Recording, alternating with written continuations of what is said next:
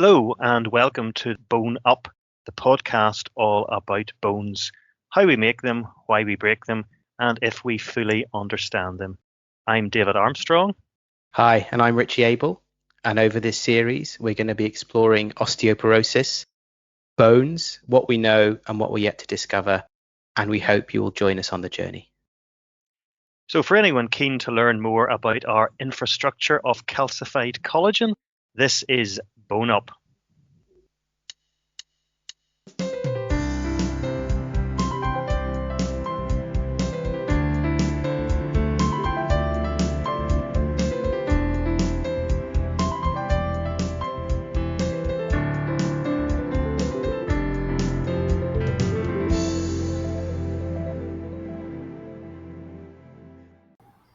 Hi, David. How are you doing this week?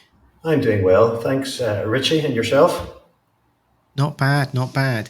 I heard that you won an award this week. Well, on World Osteoporosis Day, I was privileged to receive a prestigious award from a patient who turned up to receive one of her infusions, and she presented me with a golden skeleton to which she had sellotaped Best Bone Doc on it. And that was very nice. That's the best sort of award to get. As it happened, I put a photograph of me with my award on Twitter, and I think some people thought it was actually a serious award I had received. So that was quite funny, and it was a nice way to mark World Osteoporosis Day, and actually to see a lot of traction for World Osteoporosis Day on social media. Wow, World Osteoporosis Day, no less. That's fantastic. It must be really rewarding to be treating patients and for them to be doing well and for them to say thank you. That's amazing. It is, and it's nice. It's nice when people actually go out of their way to market in some way. So it is. If the patient's listening, thanks very much for my golden skeleton. And if you're a young medic listening, maybe endocrinology or rheumatology is the way forward. Maybe indeed. We've been getting a lot of good feedback on Twitter and Facebook for the podcast, but I think there's a bit of a gap in the content that we've covered so far. Our guests that we've had have explained the clinical pathways for bone health screening and for fracture risk assessments. But one important point that we haven't covered yet is, how do you as clinicians actually decide which people to screen? Well, we can't screen everyone. And the goal ultimately of screening is to identify people who are most likely to have osteoporosis or high fracture risk, or ultimately who are likely to benefit from treatment. And we know that the best predictor of having a fracture this year is if you've had a fracture last year. And therefore the best chance of finding those who need treatment is to assess people who have recently had a fracture. And we know you are at a particularly high risk of having fracture shortly after you've had a previous fracture.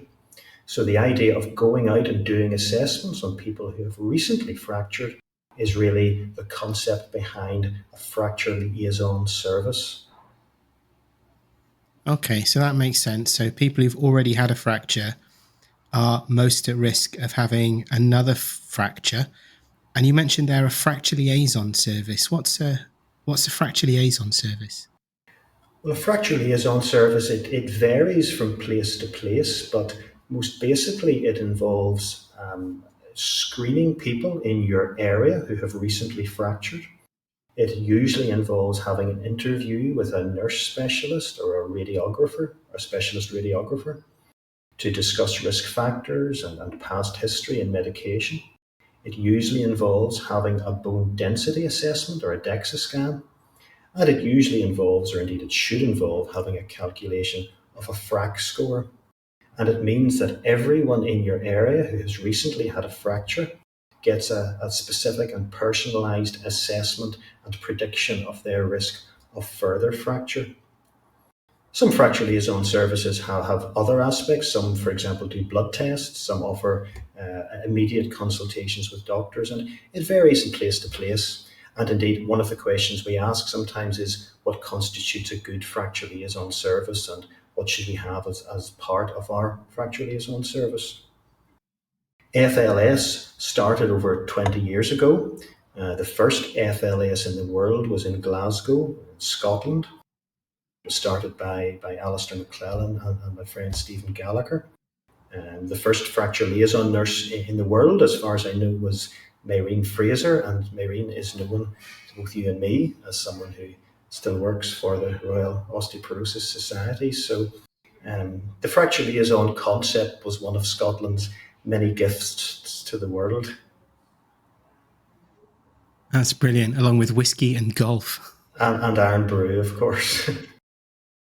I do really like pineapple iron brew, but I've only ever found it once. Maureen has been a really great supporter on Twitter, so probably a good spot to say thank you, Maureen. And also thanks to all the other people who've been supporting us on Twitter and Facebook. It's really nice to get all of your feedback. So David, the process you were describing at FLS there sounds very holistic. Asking the patient about their lives, their lifestyles, collecting X-ray data, perhaps collecting bloods, etc. It seems like a lot of information to collect, so I suppose you'll get a lot of information about the patient. Once you have that information, how do you use it? Well, I suppose what we do next depends on the outcome from each individual assessment. For some people, we will discover that their bone quality seems good, that their bone density is good, that their risk of fracture seems small.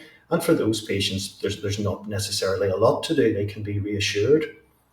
There's a large group of people in the middle who we find have moderate osteoporosis, a moderately increased risk of fracture. And those are patients for whom we usually communicate with their GP and advise that they should be treated with perhaps a calcium and vitamin D supplement or a bisphosphonate, or if appropriate, HRT. And they don't necessarily need to come back to a specialist clinic and hospital. It is worth remembering that the majority of osteoporosis care does happen in general practice, and we depend very much on our GP colleagues for that support.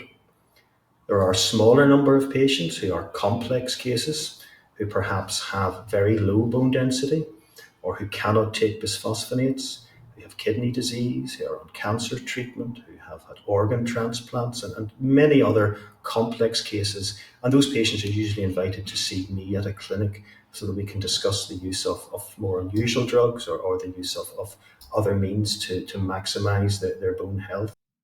And of course, the better we get at identifying and assessing patients, we turn up sometimes people who we know have very, very high risk of fracture and who we would really like to see quite quickly to get them started on some of these new anabolic treatments. And most osteoporosis services over the years haven't really been set up with an urgent channel or an urgent clinic. And that's something we're thinking about more, how we deal with these very high-risk patients and how we can get to see them urgently and get them on some of these new anabolic drugs urgently.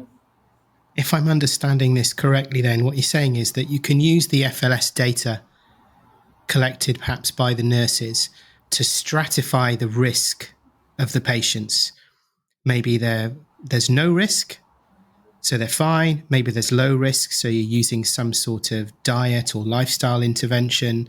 Maybe they're high risk, so you might be treating them with some sort of anti-resorptive. And it also seems like you're identifying another group of patients, the very, very high risk patients who might need some sort of anabolic, that is to say, bone building treatments.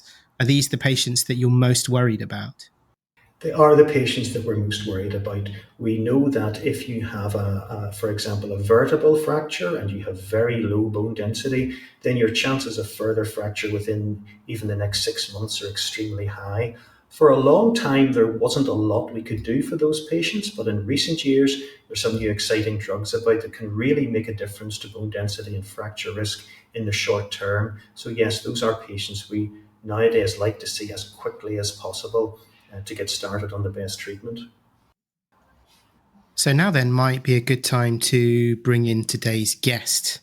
And we have been able to get somebody who can help us dig down into this connection between FLS, very high fracture risk, and urgent treatments.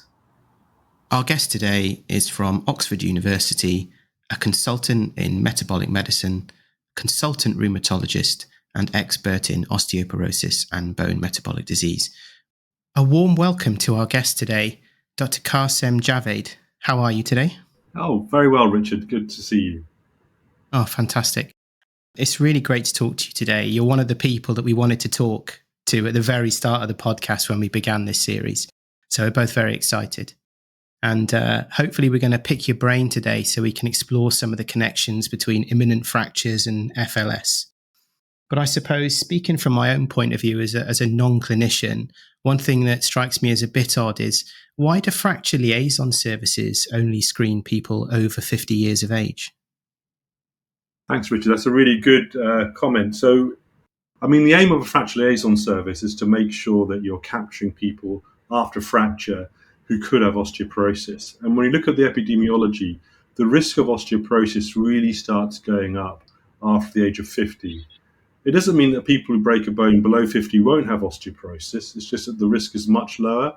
And for the best return on investment, it's better to look at people aged over 50. Hi, Cass. It's great to have you on the podcast. Richie and I were talking earlier about how Fracture Liaison Services were set up and how some were designed differently from others. Some, for example, took bloods at the assessment. What, from your point of view, makes an effective fracture liaison service, and how should we be designing our services? Great question, David. So if you look back, it was really Alistair McClellan and Stephen Gallagher who launched Fracture Liaison Service in the late 90s independently. And that was a real game changer, because osteoporosis clinics at that time were really around postmenopausal women, and no one really thought to go into the trauma wards. And at that stage, it was really a one-stop shop. You saw the patient, assessed them, did the DEXA, and in one go, you had them off and recommended to GPs. We've now shifted in measuring effectiveness in terms of how many people you can get on treatment early and stay on treatment for at least a year. Because we know from the pharmacological evidence that actually it's early treatment initiation and sustained adherence that produces the greatest reduction in fracture risk. So if you work backwards from that, a good fracture liaison service finds all of the medium and high risk patients, assesses them rapidly, recommends treatments that addresses their fracture risk, and then make sure they stay and they make sure they start and stay on treatment. And we've enshrined those within two metrics. One is the organizational audit, which is called the best practice framework within the International Osteoporosis Foundation. And the other one are the key performance indicators, which is also through the IOF, but also the Fragility Fracture Network and the National Osteoporosis Foundation in the US. So we see effectiveness much more on the patient level in getting the right patient quickly onto treatment and staying on treatment to reduce their fracture risk. That doesn't mean we ignore the other stuff, the other key points, so falls risk assessment, adequate calcium, vitamin D nutrition, and very importantly, patient education. Because unless they understand what's happening, they won't engage with your pathway and you won't achieve those metrics. We can almost be a victim of our own success in that we will identify some people at very high fracture risk, or what I think we're now calling imminent fracture risk. Could you talk to us just a little about this concept of imminent fracture and really what we should be doing with those patients once we identify them? Yeah, that's a really important concept that's drifting into the FLS field. So imminent fracture risk is a relatively new concept. It was only Brio who described it about 4 years ago.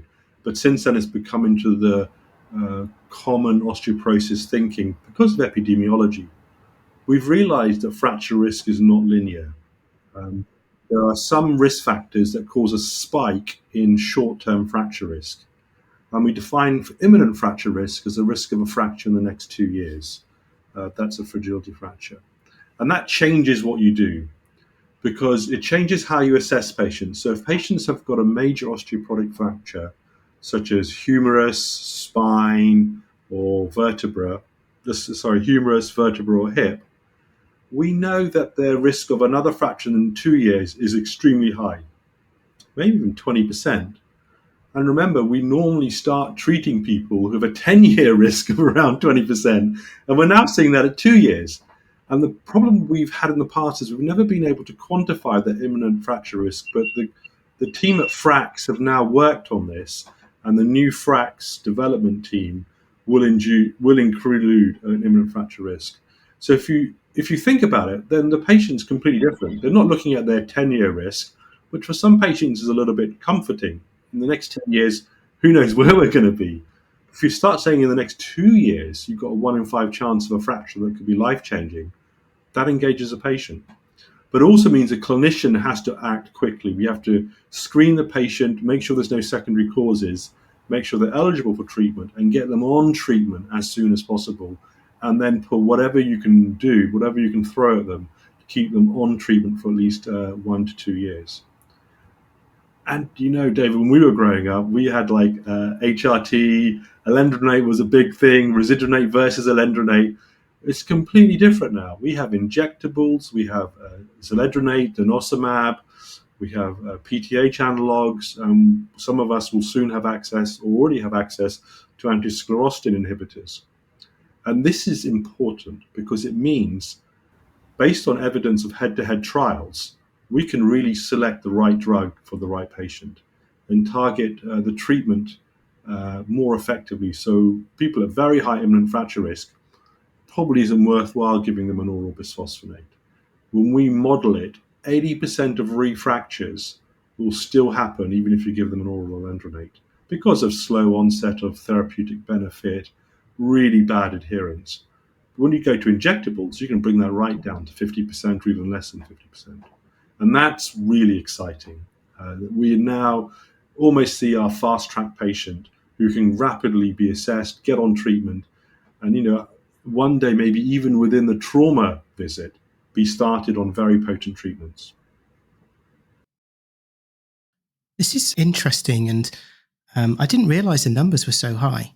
So if I understand this right, then you're saying that somebody at risk of an imminent fracture might have a risk as high as 1 in 5 for a fracture in 2 years, which obviously is not very good.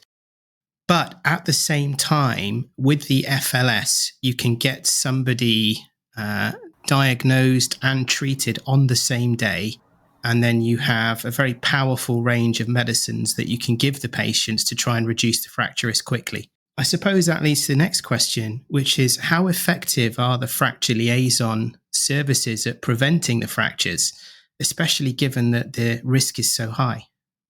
So that is the $64,000 question, because it's really hard to prove, because to do that in a traditional scientific way is a randomized controlled trial. You give some patients an FLS and some patients not an FLS. But we don't have equipoise. We can't do that. And the other issue is FLSs at present, there are very few that deliver to that performance. There are very few FLSs that can process patients that quickly and get them onto treatment that rapidly because of structural and organizational issues and the lack of investment. Because it's been underappreciated. It's always the last man in the queue is the MSK. Heart disease, cancer, diabetes, mental illness get really high priority, but osteoporosis is still lagging behind. So what we've done is we've created a mathematical model. The team at Oxford with Raphael Pineda Villanueva is developing a calculator that uses clinical trial evidence and looks at things like how many people do you find, how many months do you take, or weeks do you take, or days do you take to start them on treatment, and how long do they stay on. And the fracture benefits are significant. It depends on fracture site, age, and sex, because mortality is the other problem. But they're big. But I think it's getting the message across that these are avoidable fractures. And if you have a fracture, that's often a permanent loss of independence, either in a limb or in your whole mobility. And, the treatments are extremely effective. If you look at the effect of statins and heart attack, you're looking at like 20%, 30% reduction. If you're looking at these drugs, they're like 70% reduction. Spine fractures, 50% reduction. Hip fractures, they're way more potent. And we just haven't been very good at promoting our specialty, that we've got very effective treatments. We know who the patients are. We just need to join the dots and get the right patient the right treatment. So how do we go about moving our specialty up the league table then, if you want to put it like that? I know this is something we discussed briefly on another forum. I mean, some sort of podcast, maybe? if it was a podcast. No, I mean, funding for the health service is very front loaded. It's very emergency loaded. And if you take another condition, for example, like stroke care that you talked about, you and I growing up, stroke care was something really about aftercare and about rehabilitation. And now with the availability of lysis for stroke has suddenly become an emergency occurrence. What do you think behind sort of calling imminent fracture an emergency in terms of osteoporosis? Or is there some other term we should use to really draw attention to the fact that these are urgent cases and need to be treated with very powerful drugs urgently? I think we just have to bring all the data together in a way the policymakers and decision makers understand, and then compare it with other conditions. I mean, very simple example. You come in with a heart attack, you've got an 8% risk of another heart attack in the next 2 years. Next year, I think. Oh, is it 1 year or 2 years? I think it's 2 years. I'll have to check on my facts. But it's exactly the same after a hip fracture. And our reaction to a hip fracture is very rehab recovery, just like we did with stroke. And look what we've managed to do with stroke. We transformed it. We can now offer, same hour CT scans. We were struggling to get them the same week or the same few days. So I think that is an important concept. And then we take the approach of, say, a TIA leading to stroke. There are some fracture sites, the humerus and the spine, where there's a very high imminent fracture risk. And we can almost say, look, these are red flag patients, need fast tracking, because the gatekeeper for the very effective treatments will be usually in secondary care. But most of the activity is in trauma in a different department.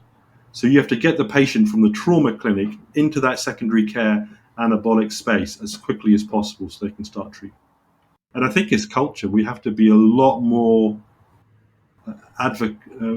lot better advocates for our patient groups. We have to be really pushing the agenda, because great example, I got approached by my CCG because they looked at what they were spending money on in older people. It was COPD and fractures.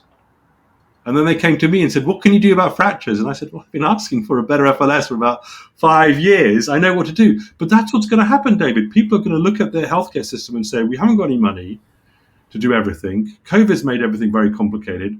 Where are the easy wins we can get to reduce secondary care activity, improve patient outcomes that's evidence-based? And, whenever we go, we have the same open door policy, but the problem is that no one owns osteoporosis. It's not endocrinology, it's not rheumatology, it's not geriatrics, it's not trauma.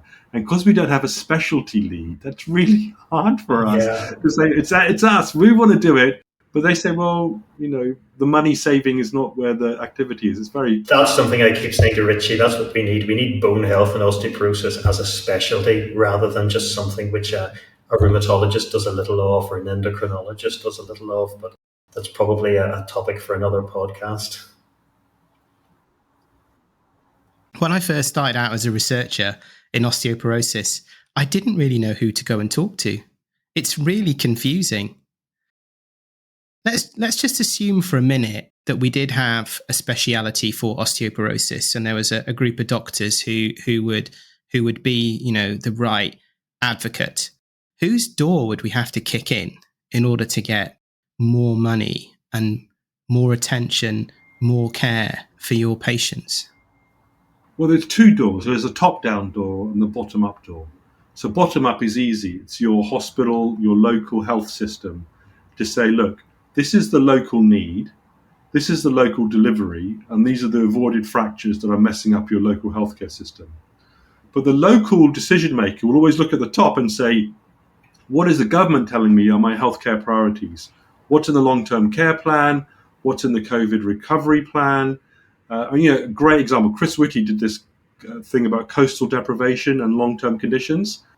Fractures are barn door, higher with deprivation. If you're deprived, you're more likely to do badly, longer length of stay. It wasn't even mentioned that osteoporotic fractures were an example of coastal deprivation. So we really have to work on a sort of whole system approach. And, there's great advocates. We've got the Royal Osteoporosis Society. They've got their all-parliamentary osteoporosis group. We've got the Society of Endocrinology, the British Society of Rheumatology, the British Geriatric Society, the BOA, the Royal College of Physicians. We've got audits. We have all the right ingredients, and we just need to capitalize on that to get that step change. The FLS is not a luxury. It's a basic delivery of NHS care. I mean, if you went into hospital with an MI and no one checked you for diabetes or cholesterol or hypertension, you think, what sort of hospital is this? And their secondary prevention rates are 95%. And yet for a fracture, which causes chaos because you have to go on off operations or you're off work, we're at 20%. So it should be a normal thing for a hospital to have a fracture liaison service, and indeed to have a fast track service as well, in the way that all hospitals would expect to have a fast track service for breast cancer or for stroke prevention, and all hospitals really should have a fast track service for imminent fracture. And it also feels to me like maybe perhaps all of the FLSs should be doing the same thing or a similar thing when assessing the patients, meeting the patients, speaking to the patients. It sounds like there's quite a lot of variation around the country in the way the patients are managed. Yeah, you're right, Richard. We looked at treatment recommendations across all the FLSs that participate in our audit, and some people get some treatments, some people don't get treated, and some people get other treatments. So we looked at treatment, yes or no, and then type of treatment. We couldn't work out why some people weren't getting treated.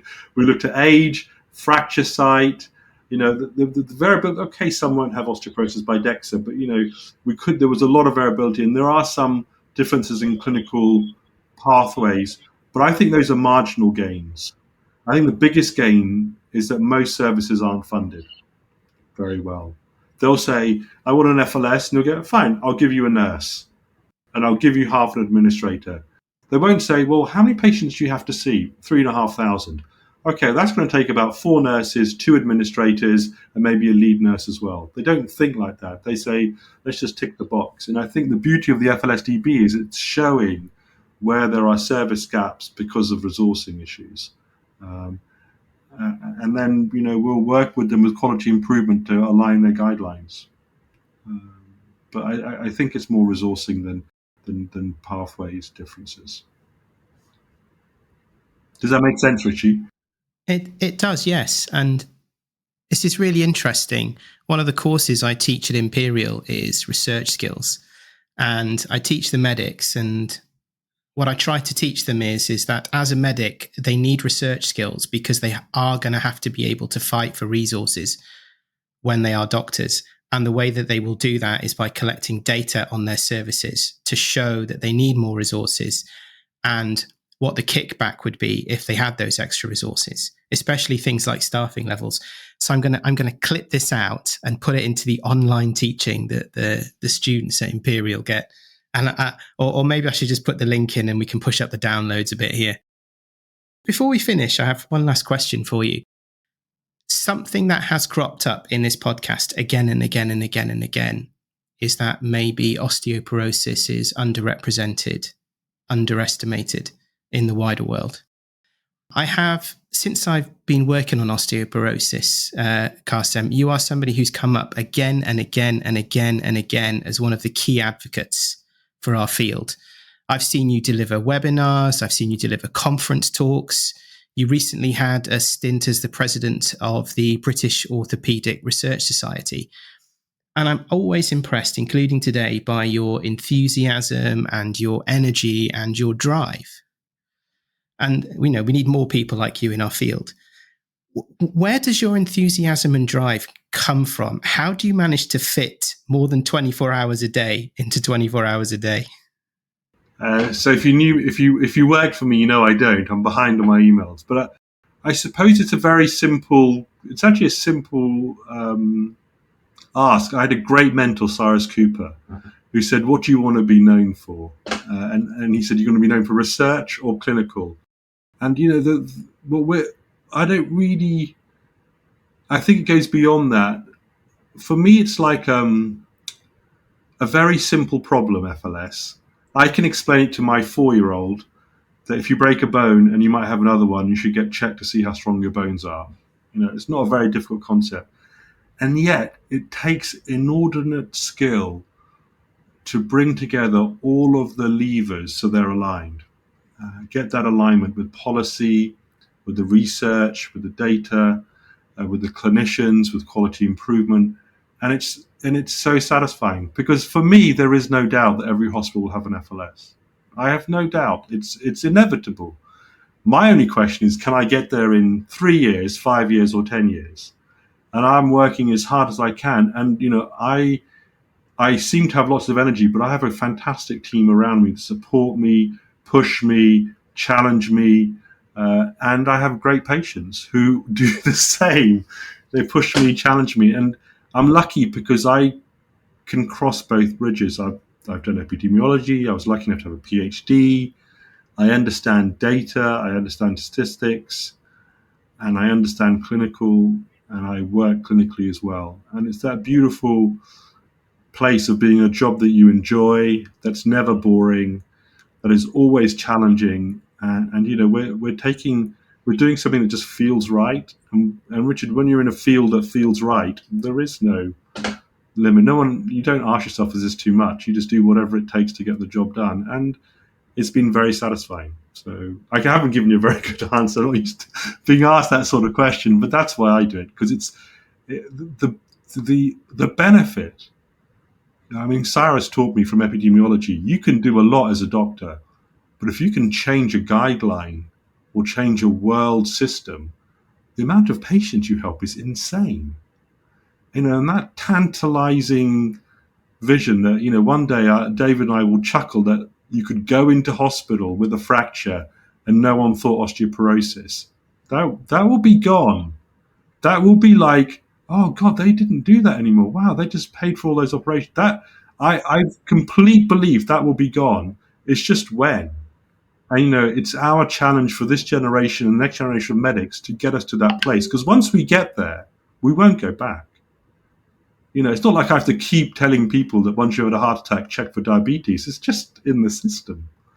And just like David said, we just have to normalize it, because once it's normalized, job done, I can start doing more rare disease stuff. That's a really good answer, and it's something we've talked about. There are parts of the world, as you know, that are entirely covered by Fracture Liaison Service. So Scotland is entirely covered by a Fracture Liaison Service. Northern Ireland is now. I think New Zealand is. There are several other countries. And I think once you reach that complete coverage, once you reach the point where if you fracture a bone, you will not be able to avoid some nurse tracking you down and demanding that you come for your assessment and DEXA scan. Once you reach that point, it's very hard to go back. It's illogical and ridiculous to go back, but we just have to strain every sinew to get to that point. But only once. But only once, absolutely. And it's worth it. I mean, I'm going to be 50 next year, so I think I've got enough time to see. I want to see the other end. I want to teach the medical students that it's just 101. Oh yeah, so and then we'll be going to much better things. But it's that's the enthusiasm, because I know it's achievable. Yeah, and maybe we need to get together and establish osteoporosis as a specialty by itself, where you can come in and you can train as a registrar right the way through in osteoporosis. Because I think, as you were saying, there's so many more drugs. There's just a complete paradigm shift in how we think about it. And I think we need our own specialty now. And if you look at it in the current specialties, and you may want to edit this out, so rheumatology and endocrinology, we're kind of looked down upon by our colleagues. The real rheumatologists have got the really sick patients with vasculitis, rheumatoid arthritis. The osteoporosis just sits in the corner and does its own thing.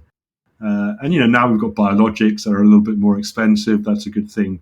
But if I go to most hospitals with mixed clinics, if I compared their knowledge of osteoporosis with rheumatoid arthritis, there would be a disparity. And when you look at frequency, it's the other way around. Osteoporosis is way more common than rheumatoid or lupus. Safe the knowledge, Richie's going to edit this out. I will agree wholeheartedly with you about rheumatology and rheumatologists in general and their attitude to osteoporosis. Yeah. We're definitely keeping this in. This is important. This is the whole point of the podcast, to make people know and understand and worry more about these things so that we can make change in the world. And I would say to trainees, if there is a trainee listen to this, osteoporosis is one of the best specialties to go into, because nearly every other multi-system disease, either because of the disease or how their specialty treats them, gives them osteoporosis. So you will see more neurology, gastroenterology, renal, respiratory disease than anywhere else. There are some really unusual rare bone diseases that can come in osteoporosis, and we know practically nothing about those. And in only 2 or 3 do we have any drugs for them. So that's like new discovery. And then all of the FLS stuff we're doing now isn't randomized controlled trials, it's implementation science and quality improvement, which is growing as a clinical and research specialty. So if you want an area which has got clinical trials, epidemiology, basic science, implementation, rare stuff, common stuff, health policy, health economics, you couldn't go further than from osteoporosis. But everyone who comes to my clinic says, wow, this is really interesting because, pregnancy-associated osteoporosis, it's a fascinating condition. We know nothing about it. That's right. Students leave my clinic and say, I can't believe osteoporosis was so interesting. Yeah. They don't even bother disguising their surprise that it was so interesting. I have that from senior registrars who come in from endocrinology and rheumatology and say, I didn't realize it was that complicated. And it was that, and the basics are basic, but you can very quickly get very good. But, we have GP trainees and they just love the clinic because they're always asking questions. And, Dave will know, we're on the edge. Renal disease, commonest thing we have, kidney failure in older people, really shooting in the dark for treatments. Absolutely, yeah. And we haven't even touched on the mental health aspects of osteoporosis either. Pain from vertebral fractures and hip fractures, and fear of falling, and lack of mobility, and that's a whole other area that again is. And I'd love to sorry to interrupt you, Dave. I'd love to see that come part of the FLS. Oh, I would as well, very much. Yeah, absolutely. Let's get every FLS patient having a depression screen. Very simple. Let's just get it done. But, it's not part of the... We do it in Oxford a little bit, but we don't do it systematically. And let's measure the success of an FLS by how many depression screens they've done. Unfortunately, we can't even get them on the drugs, so I don't want to push it too far. But once everyone's on the drugs, let's now try and get the rest of it right. Because the two, Zoe Paskin's done some great work. You've got to get the engagement. Yeah. And if you ignore the mental health, it doesn't matter. You can do whatever you want. They're not going to take the drug. Absolutely. I hope, Richie, you're writing down all these ideas because this is liquid gold. Honestly, I just transcribe these directly into a Word document as soon as I finish. And we had Zoe Paskins on a couple of months ago, and she was so articulate, as you would expect from somebody who researches communication.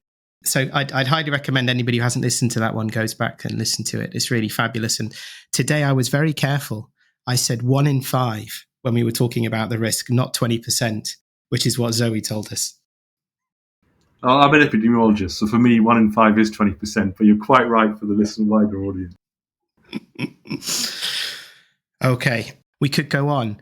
And every time that we do a podcast, we come up with at least 2 or 3 more topics for podcasts. Dr. Kassim Javiad, I would love to have you back on the podcast again. I'm sure David will as well. Thank you for your time today. Not at all. It's been a pleasure talking to both of you. And this is a really great enterprise, and I wish you all the best. Thank you. It's been a real pleasure having you on. Kassim, bye-bye. Bye-bye. Take care, everyone. David, what a wonderful interview we had with Kassim. What were your takeaways? I think Kassim's enthusiasm for what he does, it really comes across very strongly, and that's infectious, and is actually really good as someone who works in osteoporosis to talk to other people who are so optimistic about it and so enthusiastic about what can be done. And it's true what he said. You can treat one patient and you can make that patient better, or you can change a guideline and you can influence the health of hundreds of thousands or millions of patients for years to come. And that's certainly one take-home message from this. Change a guideline and you can do so much good. And I think that leads on to the idea of establishing a fracture liaison service. You can put a lot of money into new and exciting and effective drugs, and we are very keen that people do that, and that pharma companies and universities do continue with that research. But unless you have the structures in place to find and identify and treat and follow up the patients, then it doesn't matter how effective a drug you have unless you're able to get it to the patient. And I think that then leads on, and you heard as we sort of this discussion flowed later on, how it's not just a question of establishing a fracture liaison service to identify the need and quantify the need, but that has to be followed up with what you might call an osteoporosis service. You have to follow that up with access to clinics to get these new drugs. It's not just a question of identifying the problem, it's a question of effectively treating the problem, and how we really need to completely change how we think about osteoporosis. We have talked in earlier episodes of the podcast how this is it's a lifelong challenge. It's changing your lifestyle. It's a marathon and not a sprint. These are drugs you have to take for years, and that's all very true. It is a very long-term holistic disease, but we have to have that fast track element to it. We have to have that urgent clinic, that even emergency concept in osteoporosis, because we have now some very effective anabolic drugs and anti-sclerostin drugs, which can make a huge difference to the risk of fracture in that relatively small window after the first fracture, when patients are at such high risk of breaking a bone again. And then you just heard Cass and I getting into the whole area of how we view osteoporosis as doctors and as specialists and working within the hospital. And it has traditionally been something which is done a little by rheumatologists, a little by endocrinologists, a little by care of the elderly physicians. And I think increasingly, as we have more drugs and more ways of assessing patients and more complex understanding of how these drugs and diseases work, there's a bigger argument really for people training specifically in osteoporosis and developing it as a specialty, not just for the interest and enthusiasm of people like Cass and me and other consultants who work in the hospital, but ultimately for the benefit of patients, so they get to see someone who has the knowledge and experience and enthusiasm to treat them best, to reduce the risk of fracture, and to allow them to live as long and as happy and as mobile and as pain-free lives as possible. I know today, talking about fracture liaison services, that seems a very clinical and organizational thing. From the point of view as a scientist and as a research scientist, what sort of things did you take away from our interview today?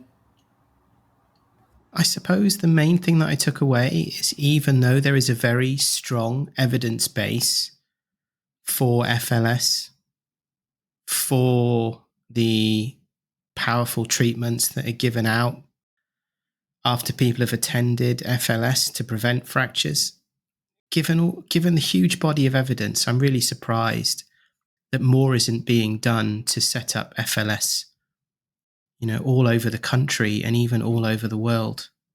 And I'm also surprised that the FLS that we do have are not really very standardized, that maybe they're managing patients in different ways. And again, if there's evidence, if there's data that's been collected that shows how FLS should work, then probably everybody should be following that. And I guess it all comes back to this problem that we talked about today of not having people who are specialists in osteoporosis. I find that very, very surprising, given that it is such an important condition, given that it affects so many people's lives, the patients living with osteoporosis and their families, and given that it affects people's lives so severely, I think Kassim was talking earlier on about the devastating effects that fractures have on people's lives.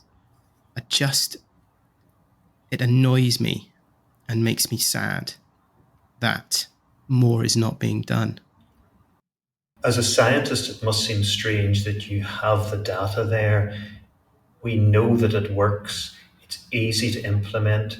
It has great outcomes. And yet there are still, as you know, large parts of England which are not covered by Fracture Liason Services. Yeah, why is England so far behind Scotland and the rest of the UK? It seems silly that is the case. Why is there not a more joined-up approach to providing care to patients nationwide? If it's been demonstrated to work in some parts of the country, why is it not then being rolled out in other parts of the country? As a scientist, I do often see that data is ignored or data is misused. It's not always used properly to make the right decisions, to make objective decisions. But like you say, this should be so easy to implement because it is organizational.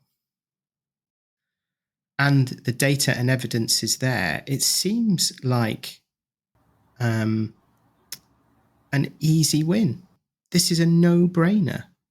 And I think Kassim was talking earlier on as well about, how the secondary care of osteoporosis patients costs so much money. If we could prevent these fractures with some investment of money and time and effort and organization now, the benefit, the yield later would be enormous, not only in terms of people's quality of life, but in terms of the savings to the NHS and the other care providers as well. These are questions which affect or which involve politics and society and all sorts of things. I think in some ways there's that argument, you spend money now and you save money in 10 or 20 years' time. But and even though that's to the advantage of the patient and the patient's health, if you're the health minister spending the money, then it's not you personally or your department or maybe even your party who gets the advantage of that. And that's why I think we need the all-party parliamentary group that the ROS have supported. We need more politicians and more commissioners and more opinion formers really on side here, because it really is an open goal, the Fracture Liaison Service, and we really should be seeing complete coverage across the UK. The other thing that Kassim mentioned was that the problem of osteoporosis is an incredibly difficult one. It's incredibly complicated, takes into account anatomy, physiology, aging, disease, hormonal physiology, bone cell physiology, somebody's exercise, diet, lifestyle, smoking, all of these things can affect bone health. And as a researcher, I do find it very hard to try and design research projects for bone that bite off manageable chunks of the subject. When you're trying to study such a complex thing as bone aging or bone disease, it's hard to study all of these changing factors at the same time. And not all of them you can measure. So it's always very difficult to try and articulate in a grant proposal or a research paper what impact we're going to have, what we're going to learn about bone aging and bone disease, because it is such a complicated problem.